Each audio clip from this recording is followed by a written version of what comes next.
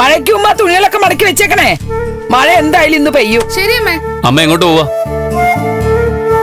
അതെന്താ നീ പുതിയ കാര്യം ചോദിക്കുന്ന പോലെ? ഞാൻ ചന്ദ്രവതിക്ക് പോണു.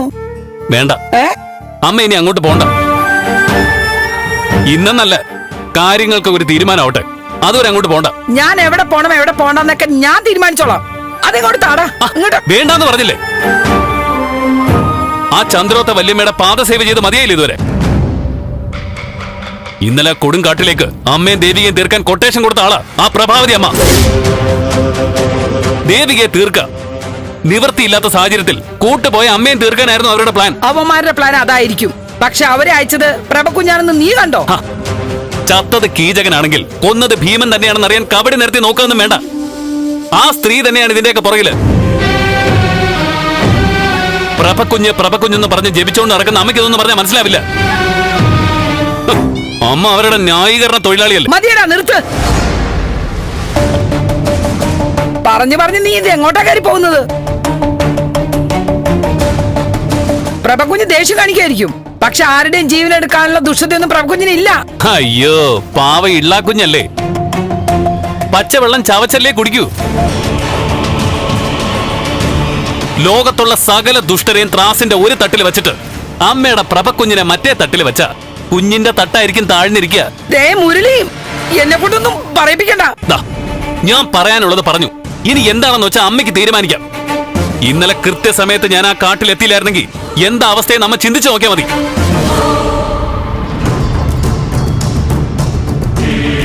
അമ്മ, മുരളേട്ടൻ പറഞ്ഞത് നേരാ. എനിക്കും അങ്ങനെ തോന്നുന്നേ. എന്തോ ഒരു വലിയ ഗൂഢാലോചന നടക്കുന്നുണ്ടമ്മേ. പാവം ദേവികയുടെ ജീവൻ അപകടത്തിലാണെന്ന് എന്റെ മനസ്സ് പറയുക. ദേവികയെ നമുക്ക് രക്ഷിക്കണം.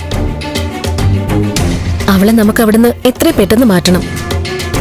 ഇതൊക്കെ എനിക്ക് നിനക്ക് മനസ്സിലാവും. നമ്മളെ മനസ്സിലാക്കിയിട്ട് കാര്യമില്ലല്ലോ. ആദ്യം ഇതൊക്കെ തലേ കയറേണ്ടത് നന്ദന, പിന്നെ ദേവിക, അത് കഴിഞ്ഞ പ്രഭാനന്ദ തിരുവടിയുടെ പ്രഥമ ശിഷ്യ ഈ ഭാർഗവി ചൈതന്യക്ക്. മുരളി, വേണ്ട, വെറുതെ അധിക പ്രസംഗം പറയണ്ട. ആ വീട്ടിലെ കാര്യങ്ങളെ അവര് നോക്കിക്കോളും. അത് ഞാൻ സമ്മതിച്ചു തരില്ലമ്മേ. ഇന്നലെ നന്ദൻ ഈ വീട്ടിന് കാവലിരുന്നു. രാവിലെ നന്ദൻ പറഞ്ഞത് എന്താണെന്നറിയോ? ഈ രണ്ടു കുടുംബങ്ങളും ഒന്നാണെന്ന്. അവൻ പറഞ്ഞത് നേരാ. ഇന്നലെ അവനിവിടെ കൂട്ടിനുണ്ടായിരുന്നെങ്കിൽ ഞാൻ ആ കാട്ടിൽ ദേവികയ്ക്ക് അപകടം വരാതെ നോക്കാനുണ്ടായിരുന്നില്ലേ? ഞങ്ങളൊന്നാ, ഈ കുടുംബങ്ങളും ഒന്നാ. അതിന്റെ സ്വാതന്ത്ര്യത്തിലും കടപ്പാടിലും ഒക്കെ ഞങ്ങൾ രണ്ടുപേരും ഓരോന്നൊക്കെ ചെയ്യുന്നത്. അതുകൊണ്ട് തന്നെ പറയേണ്ടത് പറയുകയും ചെയ്യും, ചെയ്യേണ്ടത് ചെയ്യുകയും ചെയ്യും. ഞാൻ എന്തായാലും അങ്ങോട്ട് പോവാ.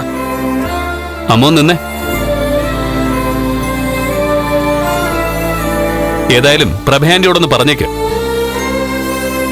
ദേവികയുടെ സ്ഥാനത്ത് മീരയെ കൊണ്ടുവരാനാണ് ഈ വളഞ്ഞ വഴികളൊക്കെ നോക്കുന്നതെങ്കിൽ ഒന്നും നടക്കാൻ പോകുന്നില്ല. എന്റെ പെങ്ങളാ ദേവിക. ദേവികയെ കരയിക്കാൻ ഞാൻ സമ്മതിക്കില്ല, നന്ദനും സമ്മതിക്കില്ല. ഞങ്ങൾ ഒരുങ്ങി തന്നെയാണെന്ന് പറഞ്ഞേക്ക്. നിങ്ങൾ രണ്ടുപേരും മാത്രമല്ല, ദേവിക മോളെ ആ വീട്ടിൽ നടക്കാൻ ഞാനും കൂട്ടി നിൽക്കില്ല.